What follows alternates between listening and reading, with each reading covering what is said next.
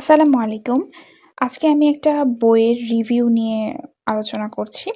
এটা হচ্ছে অভিযাত্রী সিরিজের একটানা মুখস্থ যেই বইটা রয়েছে, সেই বইটা।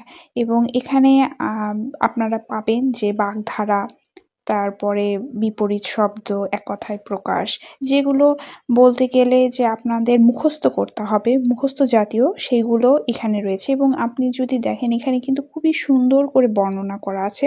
আপনি যদি এখান থেকে বাগধারা পড়েন তাহলে আপনার আর ভোলার কোনো সম্ভাবনা নেই।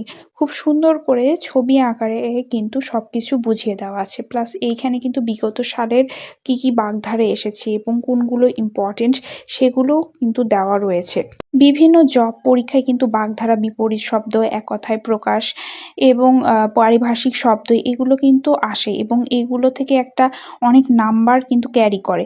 তো আপনাকে যদি সহজেই আপনি এই নাম্বারটা তুলতে চান তাহলে আমি বলবো যে একটানা মুখস্থ এই বইটা আপনার সংগ্রহে রাখতে পারেন।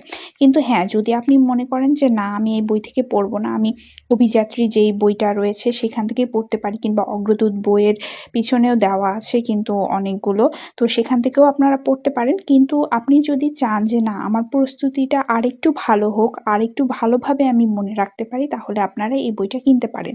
আমি কিন্তু সবসময় বলি যে আপনি সবসময় এক সেট বই রাখবেন। অতিরিক্ত একটা বিষয় নিয়ে অতিরিক্ত বই রাখার কোনো মানেই হয় না। অনেকে আছে অনেকগুলো বই কেনে কিন্তু তারা একটাও বই শেষ করতে পারে না।